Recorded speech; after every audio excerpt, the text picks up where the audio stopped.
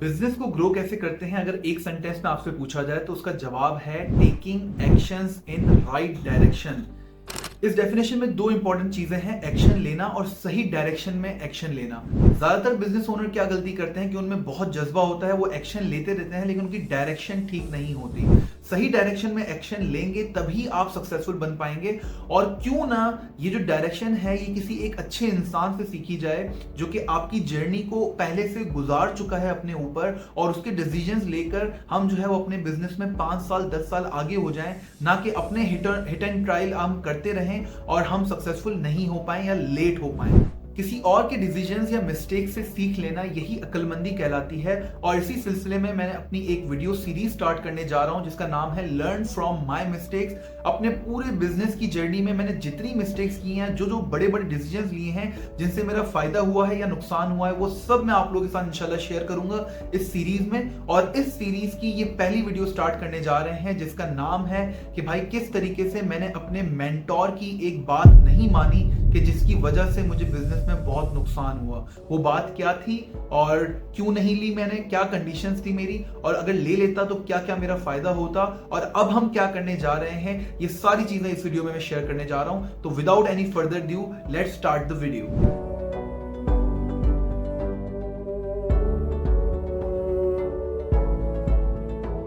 अच्छा, सबसे पहले बैकग्राउंड पे बात कर लेते हैं कि हमारी एक कंपनी एमजोनर कंसल्टिंग, उसके अंदर हम लोग जो है डिफरेंट ई कॉमर्स के इंटरनेशनल ब्रांड्स को हेल्प करते हैं ग्रो करने में। तो 2 साल पहले हमारे एक मेंटोर थे, उनसे हमारी मीटिंग हुई और हमने कहा कि भाई हमें बिजनेस को ग्रो करना है। उन्होंने हमें मशवरा दिया कि मैं और मेरे पार्टनर हसान जो है, हम दोनों में से किसी एक को यूएस से शिफ्ट होना चाहिए।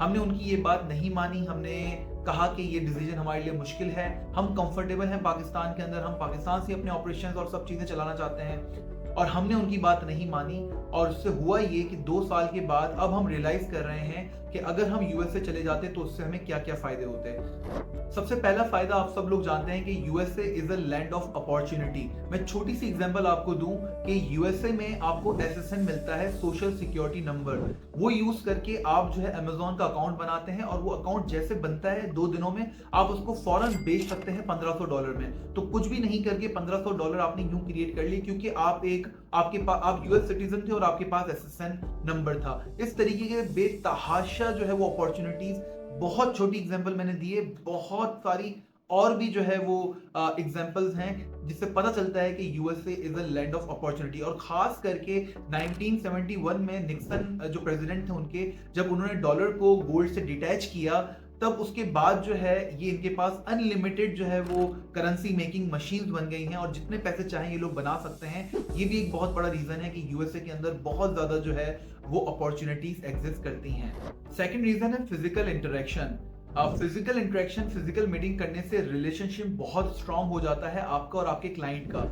हमारे ज्यादातर जो कस्टमर हैं वो यूएसए के हैं और हम लोग यहाँ पर पाकिस्तान में बैठे हुए हैं। सारी मीटिंग्स हमारी ऑनलाइन होती हैं। मैं आपको एक छोटी सी एग्जांपल से समझाता हूँ कि काफी साल पहले हमारे एक क्लाइंट हैं, वो फैसलाबाद से हमारे पास आए कराची में मुलाकात करने के लिए, और पिछले 3.5 साल उस क्लाइंट को हमारे साथ हो चुके हैं।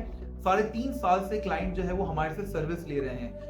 मेरा मानना यह है कि अगर वो फिजिकल मीटिंग स्टार्ट में हमारी नहीं होती तो क्लाइंट इतना लंबा हमारे साथ नहीं चल पाते, क्योंकि बीच में हमारे साथ 1-2 मिस्टेक्स हुई थी लेकिन क्लाइंट ने उनको इग्नोर किया। क्यों? क्योंकि फिजिकल मीटिंग जो है वो क्लाइंट की हमारे साथ हो चुकी थी। सेम पिछले हफ्ते की बात है कि हमारे क्लाइंट यूएसए से लाहौर में आए और हमने उनको कहा कि आप कराची में आके हमारे साथ मुलाकात करें। उनके पास टाइम नहीं था, तो हमारे में से एक पार्टनर हसान जो है वो फौरन टिकट करके गए और वहां पर गए और वहां पर वो मीटिंग करके वो वापस कराची आ जाएंगे। तो ये इन्वेस्टमेंट करनी होती है। क्यों? क्योंकि वो क्लाइंट हमारे लिए बहुत इंपॉर्टेंट है और वो बहुत ज्यादा रेवेन्यू परसेंटेज हमें जनरेट करके दे रहा है।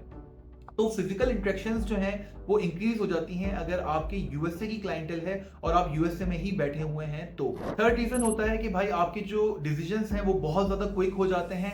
आप जो है वो फौरन फैसले ले सकते हैं जब आप लाइव किसी जगह पर मौजूद होते हैं। तो फॉर एग्जांपल आपको किसी इवेंट में रजिस्ट्रेशन करवानी है, आप फौरन करवा सकते हैं। कोई क्लाइंट उस वक्त अवेलेबल है तो फौरन आप जाकर उससे मिल सकते हैं। तो डिसीजंस आपके जो है वो बहुत क्विक हो जाते हैं। चौथा रीजन है मार्केट इनसाइट। जब आप किसी लोकेशन पे रहते हो तो उसके आसपास की चीजें आपको पता चल जाती हैं। फॉर एग्जांपल रिसेंटली आप लोगों को पता होगा कि 15-17 जून को जो है वो जितने भी यूएस के गवर्नमेंट के जो स्कूल्स हैं उनमें एक साथ जो है वो ग्रेजुएशन होती है, ठीक है। अब जब ग्रेजुएशन होती है इतने सारे बच्चों की एक साथ, तो पूरे मुल्क में बुकेस कम हो जाते हैं, फ्लावर्स कम हो जाते हैं, गिफ्ट्स पैकिंग वगैरह वो सब कम हो जाते हैं, क्योंकि इतनी ज्यादा डिमांड जो है वो इंक्रीज हो जाती है। अब ये जो इंसाइट है ये आपको पाकिस्तान में बैठ के पता ही नहीं चलेगी, आप जब तक वहां पर उस कंट्री में वो जो माहौल है उसमें आप नहीं बैठो, तब तक इस तरह की बहुत जबरदस्त इंसाइट्स आपको नहीं पता चल सकती। अब ई कॉमर्स से मेरा ताल्लुक है और ये मुझे इंसाइट पता चल जाए तो मैं क्या करूं, क्विक मनी बनाने के लिए फौरन मैं 15 दिन के लिए कुछ ऐसे प्रोडक्ट्स निकालूं जिनकी डिमांड बहुत ज्यादा उन दिनों में इंक्रीज हो जाती है और क्विक मनी मेरे पास आ जाएगा, ठीक है जी।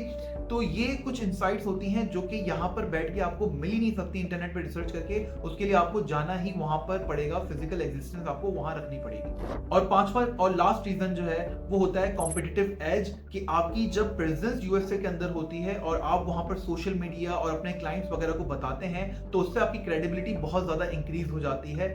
और लोकल अगर आप रहते हो, लोकल जितने भी आपके कंपेटिटर्स होते हैं उन सब से आपको एज मिल जाता है कि हाँ यार ये एक इंटरनेशनल कंपनी है, इनका ऑफिस यूएसए के अंदर है और इनके टीम भी वहीं पर से काम करती है, एटलीस्ट सेल्स टीम वहां से काम करती है, ऑपरेशंस वाले जो है वो पाकिस्तान से काम कर सकती है। तो आज उस मेंटोर की मीटिंग को 2-2.5 साल हो गए हैं और हमें अब रिसेंटली रियलाइज हुआ है कि काश अगर हम लोग वहां चले जाते तो हम बिजनेस तो बहुत ज्यादा स्पीड से ग्रो करते। अल्लाह का शुक्र है हमने यहाँ पर भी काफी अच्छा किया, लेकिन वहां पर जाने से ये 5 एज हमें मिल जाते और हम और ज्यादा बेहतर तरीके से बिजनेस को ग्रो कर पाते। और बीइंग सेड दैट अब हम प्लानिंग कर रहे हैं, जो डिसीजन हमें 2 साल पहले लेना चाहिए था अब हम वो डिसीजन ले रहे हैं और हम कोशिश कर रहे हैं कि एक पार्टनर जो है वहां पर चले जाएं। उम्मीद है मेरी इस मिस्टेक से और इनसाइट से आपको बहुत कुछ सीखने को मिला होगा। सबसे इंपॉर्टेंट बात यह है कि भाई किसी और से मशवरा जरूर लें और सही तरीके से उसको एवेल्युएट करें। अगर आपके लिए वो इंपॉर्टेंट है तो उस फैसले को आप ले लें, चाहे वो थोड़ा सा मुश्किल ही क्यों ना हो, ठीक है जी। इंशाल्लाह इस वीडियो की सीरीज हमारी जारी रहेगी और मिस्टेक्स और डिसीजंस मैं आप लोगों के साथ अपने शेयर करता रहूंगा और इंशाल्लाह आप लोगों से मुलाकात होगी अपनी अगली वीडियो में। अगर डिसीजन और ये मिस्टेक वाली वीडियो आपको पसंद आई है तो प्लीज नीचे वीडियो के अंदर आप लाइक, कमेंट और सब्सक्राइब जरूर कर दें। थैंक यू, अस्सलाम वालेकुम।